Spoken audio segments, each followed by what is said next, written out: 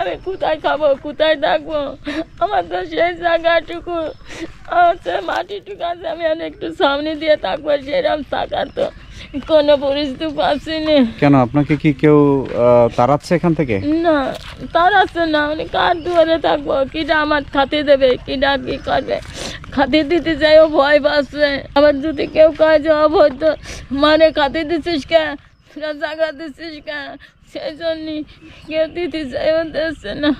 না, কাল রাতে একজন একজনে বাধ্য হয়ে খাইছে, সকালে একজন এখন চাকরি বানায় রাত্রি বানাইছিল, সেই বাসি দাদা একজন এখন দিয়েছে, এই যে আটার ছাত্রী না তাই খাইছিলাম সকালেতে, এই যে পর্যন্ত ঘুরে বেড়াচ্ছি। এই ভাঙা ঘরের ভিতরেই ঘুমান? আপনারা কি এই ভাঙা ঘরেই ঘুমান? ঘুমাই একটু ওই 12টা পর্যন্ত থাকি, তারপরে আবার রাতে ঘুমান আরেক জায়গায়? তারপরে একটু ভয় ভয় করে বলে তাইতে আবার যখন ঘর দেওয়া যাচ্ছে না, ওই বারান্দায় থাকি একটু। আর দিনের বেলা এসে ভাঙা ঘরে ওই যে পলিথিন বিছাই ঘুমান দেখলাম। একটু বসে তাই ঘুম হয়, রাত্রি ঘুমাতে পারি না।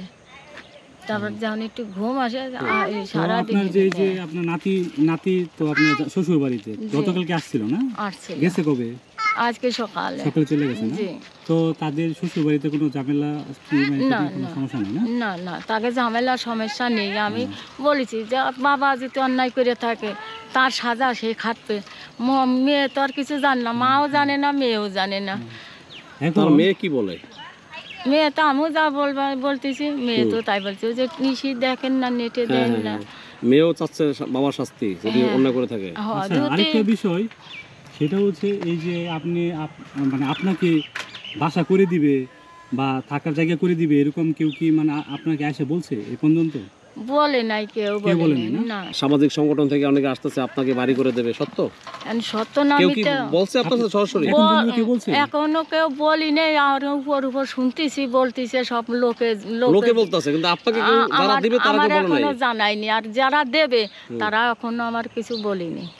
দিলে তো আপনার সাথে তারাই সরাসরি কথা বলবে, তাই না? হ্যাঁ হ্যাঁ, আমার সাথে কথা বলবে তো সরাসরি। মানে আপনার ছেলে যদি দোষ করে তাহলে ছেলের শাস্তি চাচ্ছেন? আপনার ছেলে তো শুনছি এর আগে নাকি এরকম অনেক অকারণ করছে, সত্য ঘটনা সেটা? হ্যাঁ বাবা, যা শুনতিস তাই। এখন এর উপরে আমি আর কথা বলতে পারতেছি না বাবা, আমার এখানে মাথা মেদি ঘুরে। আপনি কি আপনার ছেলেকে কখনো শাসন করছেন এর আগে?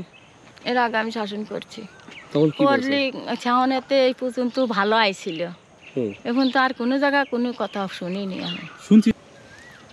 আচ্ছা আচ্ছা।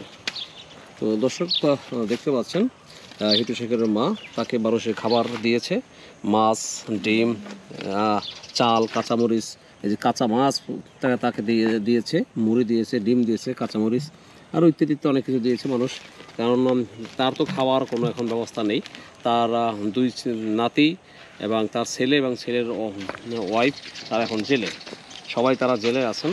তো এই বৃদ্ধ মহিলা উনি এখন অসহায়ের মতো আছেন, এদিক সেদিকে বসে থাকে।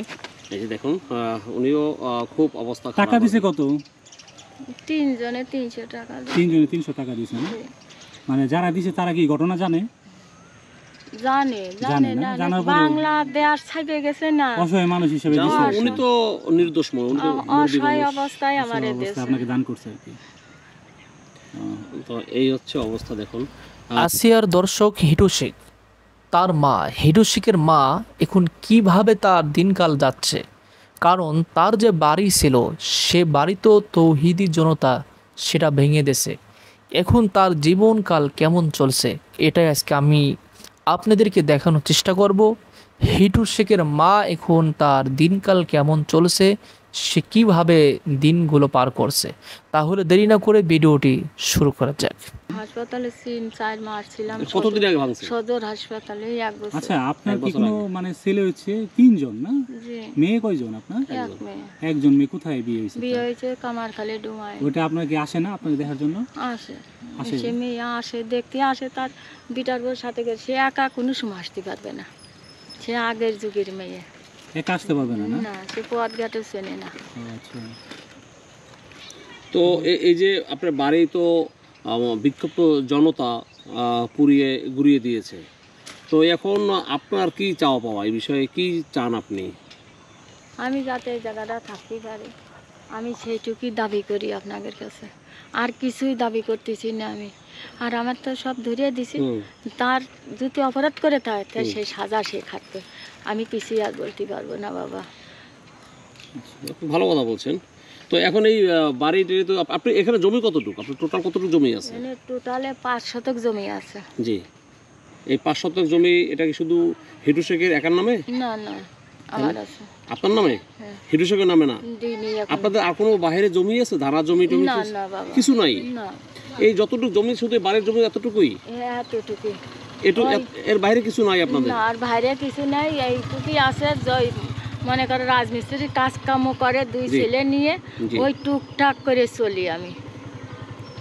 আর নিজেও একটু করি ধরি, এই মাঠ ঘাট খুঁটে খাইটে আনি, যা একটু আনি তাই খাই করে ধরি, তাছাড়া কোনো পথ নেই আমার।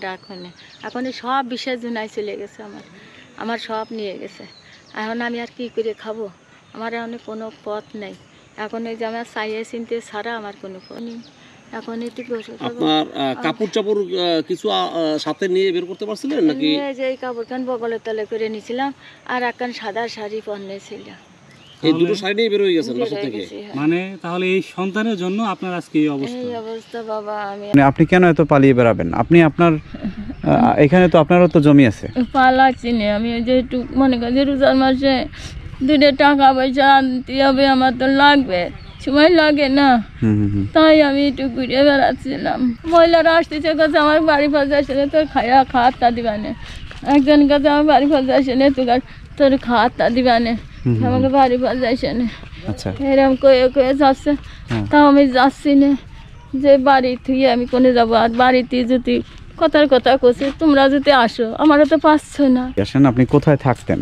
আপনার ঘরটা তো পুরো ভেঙে দেওয়া হয়েছে। আপনি আসলে খুবই দুঃখজনক, আপনার জন্য খুবই দুঃখ হয়, কষ্ট হয় আমাদের। সেজন্যই ছুটে আসা যে হিটু শেখের মা একজন নিষ্পাপ নিরপরাধ মানুষ, তিনি কেন এটার মানে ভুক্তভোগী হবেন? কত কষ্টের ঘর বাড়ি আমার, আর যাই ঘর বাড়ি আজকে আমার কি হয়ে গেল, আর কি করে ফেললাম। আমি তো সাজা দেওয়ার জন্য আমি বাচ্চাকে দিয়ে বাপ বিটা আমি ধরে দিয়ে দিছি, যে অপরাধ করেছে তারে যাচাই বাছাই করে তারে সাজা দিই। আমি সেই সাজাটুকু আমি চাই, তাছাড়া আমি আর কিচ্ছু চাই না। আর আমার যে 2 পুতা ছেলে, তারা আমার বুকে আসলে আমার সন্তান আমি ছাড়িয়ে দিছি। আপনি কোথায় থাকতেন? আমি জানি কোথায় থাকবো। না, আপনার ঘর কোনটা ছিল এখানে? এই যে এখানে। এটা কি মাটির ঘর ছিল মাটির ঘর, এই যে নাকি পাশে দেয়াল ছিল? ওই যে পাশে দেয়াল ছিল, আর এই জায়গা টিনের বেড়া ছিল। টিনের বেড়া ছিল? হ্যাঁ, আর এই জায়গা পাটখড়ির বেড়া ছিল। এই যে এই পর্যন্ত পাটখড়ির বেড়া। পাটখড়ি? জি। ও আচ্ছা। এই পর্যন্ত পাটখড়ির বেড়া, আর ওই জায়গা চৌকি ছিল, ওই যে ওইটুক দিয়ে বাউন্ডারি ছিল, তোখানে উঁচু করা বাউন্ডারি ছিল। আর টিন কাটে কেটে তাই আবার উপরে টুক দিয়ে দিছিল। ও, ফ্যান দিছিল, কারেন্ট দিছিল, সবই আমার ঘরে ছিল। ওই ঘরেও কারেন্ট ফ্যান ছিল, এই রুমে ফ্যান ছিল, ওই রুমে ফ্যান ছিল। এখন কিচ্ছু নাই। একটু যদি বলতেন, এই যে হিটু শেখ, জি, আপনার ছেলে মেয়ে কতজন? আমার ছেলে 3 ছেলে 1 মেয়ে। 3 ছেলে 1 মেয়ে? জি। তার সে আমার হিটুর বড়টা মারা যায়, তার ব্লাড ক্যান্সার হয়েছিল। সে গাড়ি চালাইতো, ট্রাক চালাইতো, খুলনা যাইতো, ঢাকায় যাইতো, ওই আরিসারের ঘাটে যাইতো, কত ইলিশ মাছ নিয়ে আসতো, ব্যবসা মানে লোকের সাথে করতো। তাই সে তার হঠাৎ তার ব্লাড ক্যান্সার হইলো। আচ্ছা। ব্লাড ক্যান্সার হয়েছে, বেশি দিন লাস্টে করলো না, সে কিছুদিনের মধ্যে সে মারা গেল। তাই? জি, সে মারা গেছে প্রায় 12 বছর হয়ে গেল। আপনার বড় ছেলে? এই যে হিটুর বড়টা, মাঝের। হিটু কি মেজো? ছোট। সবার ছোট? ওরা সবাই ছোট, 3 ভাই বোনের ছোট।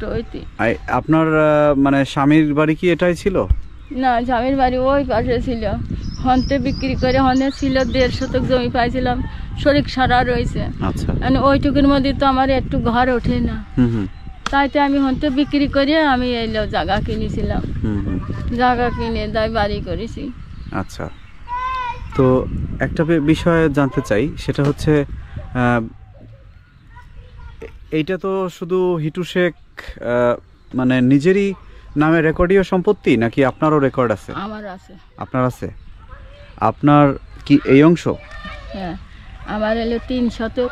3 শতক? আর আমার ছেলের হলো 2 শতক, এই মোট হলো 5 শতক জমি। 5 শতক জমি। জি। আচ্ছা, তো এখন যেটা জানতে চাই সেটা হচ্ছে যে যেদিন এই ঘটনাটা ঘটে, আসিয়া বেড়াতে এসেছিল কতদিন আগে? 5 দিনতে 6 দিন হয়েছে। 5 থেকে 6 দিন। তো এরপরে যখন সব ভালো ছিলাম। ভালোই তো ছিলেন। আসিয়া ছুটি বেরিয়েছে, আপনাদের সাথে কথা বলেছে, সবকিছুই তো হয়েছে, কিন্তু আসিয়া সাথে যে ঘটনাটা ঘটলো তখন কি আপনি এই ঘরে ছিলেন? আমি রাত্রে এখানে ছিলাম। জি। থাকি আমি এখানেতে, ওরা ঘুমায় রয়েছে, সজীব যাবি কাজে, আমি ওই জায়গা ভাত রান্না করেছি। ওইখানে? ওইখানে। হ্যাঁ। ওইখানেতে ভাত রান্না করে খুলে খাইলে গুছাই গাছাই ধুয়ে আমি বিদ্যুৎ বিল দিতে চলে গেছিলাম। জি। এইটুকুর মধ্যে আমি কিছুই জানি না। কিছু জানি না? আমি ওই পর্যন্ত যাহা থেকে আইছি, ওই বাগানের ওই পাশে আইছি, তখনই আমার মহিলারা বলতেছে, খবর শুনে সব কি বলছে মহিলারা তো সব খবর পায় তো আসে।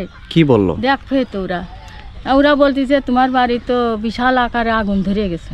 তো আমি যে আগুন ধরলো কনতে, আগুন তো আমি রান্না করে আমার চুলোর পিঠে তো কোনো খড়ি যাবার নেই। আমি ওইভাবে উনি কয়ে চলে গেলে আমি ওইভাবে আমি বাড়ি এসে দেখি কি তাকে নিয়ে ঠিয়ে সব হাসপাতালে চলে গেল দূরে। কে হাসপাতালে নিয়ে গেল? কারুরই পালাম না। হাসপাতালে কে নিয়ে গেল? কারুর পালাম না। বাড়ি এসে আমি খালি শুনলাম যে আমার বিটার বউ ছিল, আর এই বাড়ি মুরব্বী ছিল, এই বাড়ি একটা বিটার বউ, সে কোলে করে ধোয়াইছে, মুছাইছে, পানি মানি দিয়েছে, তেল পানি দিয়েছে ওই মেয়েরে। হ্যাঁ। আবার এই পাশে একটা মহিলা ছিল, সেও আইছিল, সেও আইসে একটু পানি চানি টাইনে টুনে দিয়ে ধোয়াই, মুছাই টুচাইয়ে, মাথায় টাথায় পানি দিয়েছে, গামছা দিয়ে সেই পানি টানি মুছাই টুচাইয়ে, তারপরে তারা ভ্যানে করে কোলে করে নিয়ে ওই জায়গাতে ভ্যানে করে হসপিটালে নিয়ে গেছে। এইটুকুই আমি জানি। ও আচ্ছা। তাছাড়া আমি কিছুই জানি না বাবা। কিন্তু এই ঘটনা আর আমি যদি জানতাম তাহলে হামিদা আমার দোষ দিত যে আমার দাদি শাওরি জানে। জি। কিন্তু আমার কথা তো বলি না, কথা আমার শাওরি জানে। শাওরি জানে, আমি জানি না। কিন্তু আমি একটা জিনিস বুঝি না যে মানে আপনার ছেলে একটা 8 বছরের মেয়েকে কিভাবে এই কাজটা করতে পারলো আসলে? এটাই তো আমি বুঝতেছি না বাবা। আর এইসব তো আমি কিছু জানি না এই বিষয়ে। জি। এই বিষয়ে আমি কিছু জানি না। আমি মা হয়ে আমি কি করে জানবো? আর আমি সকালে কোনো ভাজও পেলাম না। জি। ভাজ না পাই আমি কারেন্ট বিল দিতে চলে। তাকে নাকি এই মেয়েটাকে ফ্লোরে ফেলে রাখা হয়েছে, সেটা কোন জায়গায় ফেলে রাখা হয়েছিল একটু আমাকে দেখাবেন জায়গাটা? আমি তো এই যে এই রুমে থাকতো সজীব। সজীব থাকতো এই রুমে? আচ্ছা। আর ওই রুমে থাকতো আমার রাতুল। রাতুল? জি, একা। ওই পাশে থাকতো রাতুল, এখানে থাকতো সজীব। হ্যাঁ, আর এই জায়গা থাকতো আমার ছেলে আর বিটার বউ হিটু। জি। ও আচ্ছা, পাশাপাশি রুম? পাশাপাশি রুম। আচ্ছা, তারপরেতে আর আমি তাকে কোথায় পাওয়া গেল এটা আপনি কি শুনেছেন? মানে ওই যে ওইটুকু শুনেছি, ওরা বলে ঘরেতে বের করে। আসিয়াকে কি এই ঘরে পাওয়া গেছে নাকি ওই ঘরে পাওয়া গেছে? না, এই জায়গা, এই ঘরে পাওয়া গেছে। এই জায়গা পাইছে। আর হামিদাই ডাইকে দেখাই ওগান নিয়ে গেছে, দেখাইছে, ওগারই কোলে দিয়েছে, ওরাই কোলে করে উঠে নিয়ে আসে, পানি মানি ঢালিছে। আমি সকালে ভাত তো খাইছি এই ঘরে, খাইয়ে এই যে এই জায়গা হাত দিয়েছে ওই আসিয়া। ও আচ্ছা। আসিয়া হেনে যখন হাত ধোয় ভাত খাইয়ে, আমি বলছি ঝাড়ে আসিয়া তুই হাত ধুছিস হেনে, তাহলে তুই ভাতের থালো কি করেছিস? তখন যে আপু আনতেছে। সেটা ওই দিন সকালেই? ওই দিন সকালে, মানে যে আজকে বৃহস্পতিবার, মানে যেদিন আর কি ঘটনা ঘটছে। হ্যাঁ হ্যাঁ, সেদিন সকালে আপনি ভাত খাওয়াই গেছেন ওরে সকালে? হ্যাঁ। কিভাবে খাওয়াইলেন? ও নাকি অসুস্থ হয়ে পড়ছে? ও বোন ভাত নিয়ে দিয়েছে। আমি বলেছি যে ও নাকি অনেক অসুস্থ ছিল, আসিয়া নাকি অনেক অসুস্থ ছিল, তাই সে মানে ভাত খাইছে। মানে সে মেয়েটা কি ধর্ষণ হওয়ার আগে ভাতটা খাইছিল আগের দিন সকালে না ধর্ষণের পরের দিন? এই বৃহস্পতিবার সকালে, মানে যেদিন ঘটনাটা ঘটে সেদিন সকালে। সে তো ফ্লোরে বেহুশ হয়ে পড়েছিল, সে কেমনে ভাতটা খেলো একটু জানান। এখন সেটা না আসিয়া বলতে পারে, আমি পারবো না ভাই। না, আপনি কি তাহলে তাকে বেহুশ অবস্থা দেখেন নাই? না না, আমি সেটা দেখিনি। তার গলায় দাগও দেখেন না? না, আমি কিছু দেখিনি। ওই যে কথা বললো যে দাদি আপু হইলো থাল নিয়ে আসতেছে, ওর গায়ে রয়েছে জামা, আমি এইটাই আমি দেখিনি। আমি যদি এইটাই জানতাম তাহলে তো আমি সব কিছু দেখতে পারতাম। যারা দেশ এবং দেশের বাইরে থেকে যারা ভিডিওটি দেখছেন তাদেরকে অসংখ্য ধন্যবাদ। দেখেন, পাপ বাপকেও ছাড়ে না, পাপ কিন্তু মাকেও ছাড়ে না।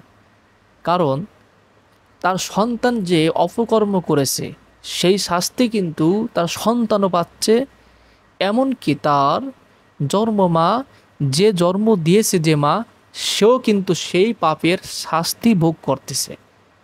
আমরা চাই না যে অপরাধ করে নাই তার সেই রকম শাস্তি পাক, আমরা কিন্তু এটা চাই না। কিন্তু তার ছেলের পাপেরই কর্মেরই এটা মূল, সে কিন্তু কিছু হলেও ভোগ করতেছে।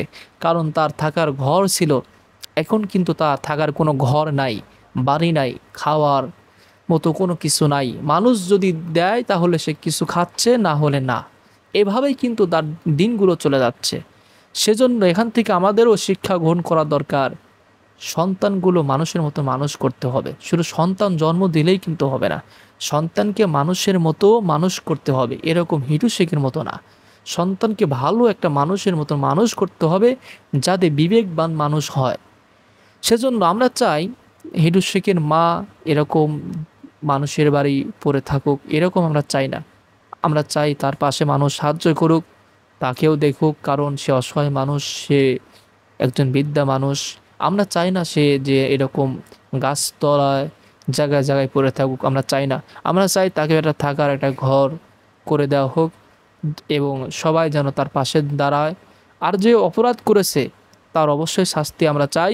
যে এই কাজের সাথে যারা জড়িত আছে তাদেরকে দৃষ্টান্তমূলক শাস্তি আমরা চাই। আর যদি হিরু শেখ এই কাজ করে থাকে অবশ্যই তার আমরা ফাঁসি চাই। আর যারা ভিডিওটি দেখছেন অবশ্যই আপনাদের সুন্দর মন্তব্য কমেন্টে জানাবেন।